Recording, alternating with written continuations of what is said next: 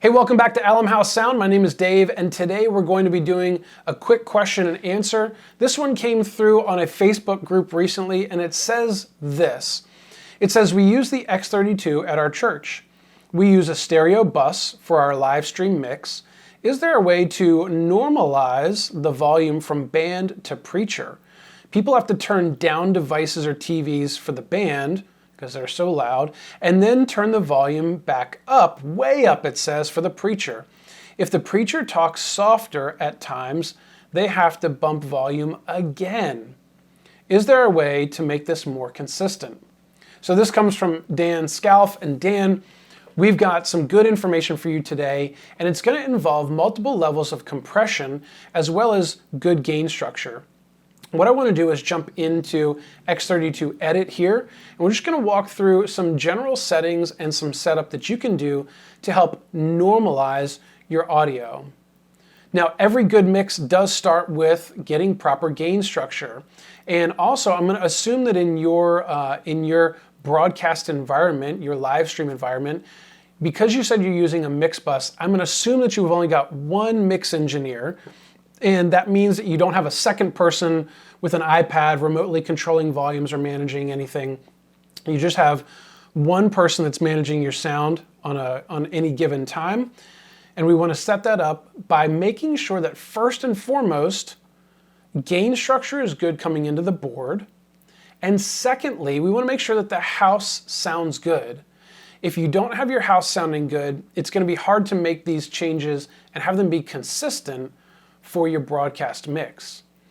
So proper gain structure for me, I like to get my gain structure on the console. There's a nice even line, and I'm trying to get it into the -12 range. Everybody talks about -18. I love -18, DBFS, I get it.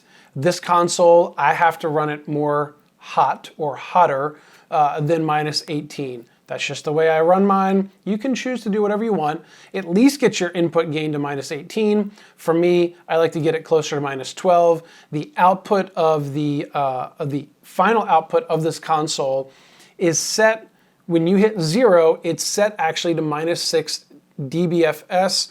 Go check out Dave Ratt's video. He's done some great comparisons of all of the intricate details and nuances that I don't have the gear to test. So I got to trust somebody, and with that in mind, I'm trying to set my input levels a little bit hotter, get my effects and my onboard compression and channel strip to work great, and have the headroom that I need to build all of my mixes before they leave the console.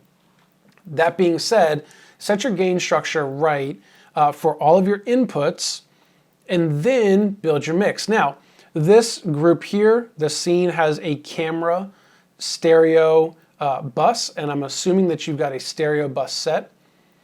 Once we make sure that our house mix is set properly, meaning we've got all of our EQs and compressors dialed in and gain structure is right, and we know that our band sounds good even though they might be a little loud, and that the pastor sounds good, the preacher sounds good, then we want to build a mix here in our mix bus.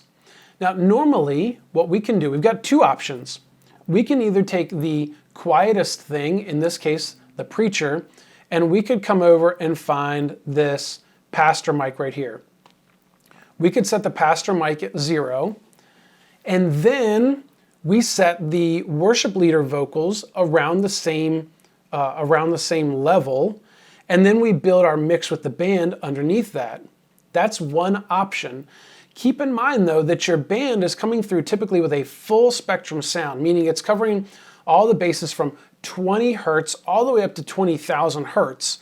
If you look at an EQ here, an EQ shows you this range from 20 hertz down at the left all the way up to 20,000 hertz on the right. And your band is covering that full spectrum of audio.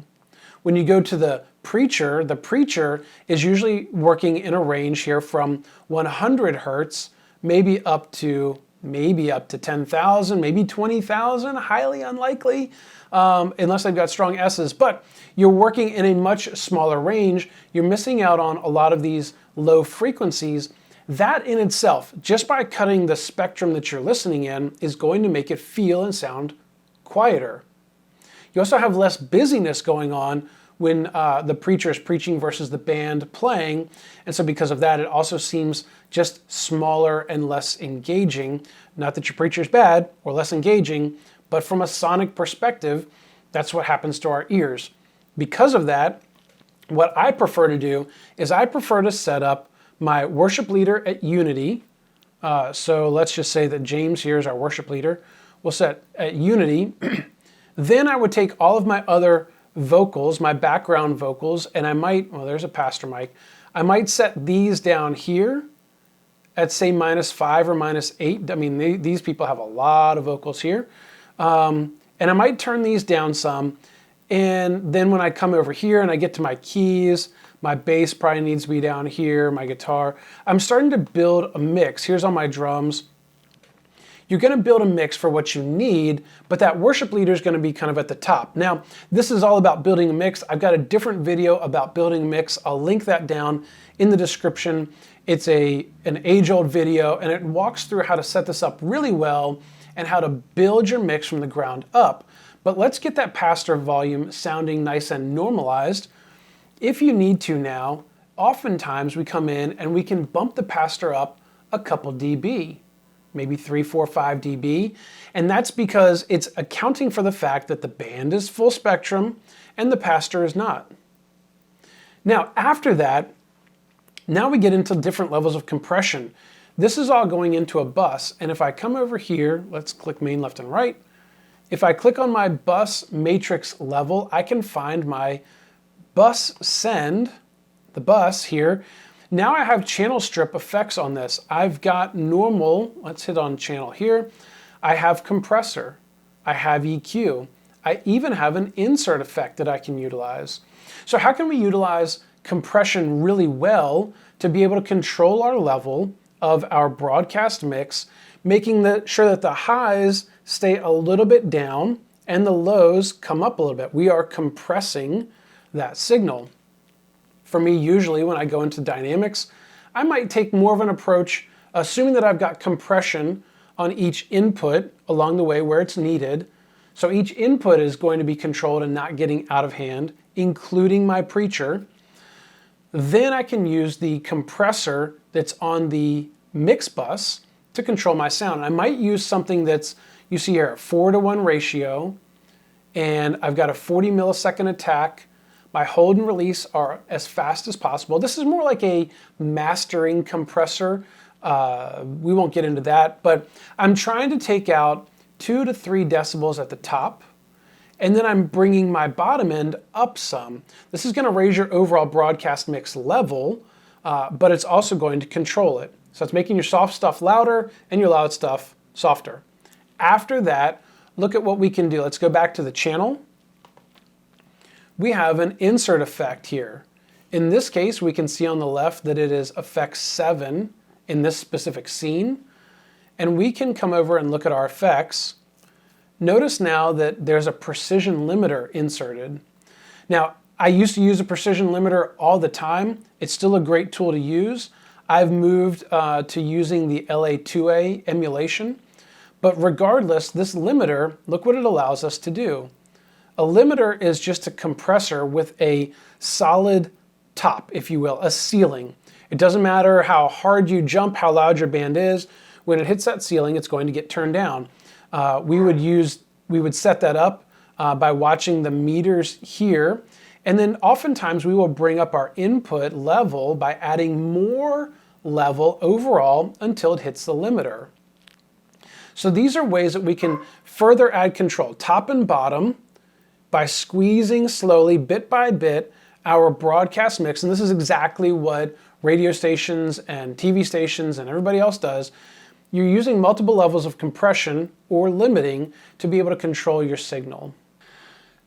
So Dan, if you watch this video, I hope this helps you out. For everyone else, hopefully this helps you out too. If you're having that question about how do I normalize my audio, first we want to set proper gain structure. Next we want to make sure that our band mix is good after our house sounds good. Then we can turn the pastor's mic up a touch in our live stream just to get him up above that factor of less spectrum or less audio frequencies coming through to be heard. then utilizing compression on your bus, and maybe even an additional compressor or a limiter, that's going to give you that slow but controlled effect of getting your loud stuff softer and your soft stuff louder to give a more normalized approach and making your listening experience much more even.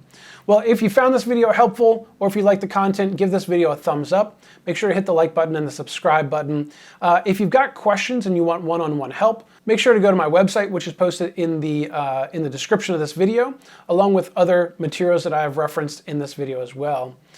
Or you can just add a comment in the comment section below. I'm always answering comments as well. So that's it for this video. We will catch you guys in the next one. Peace.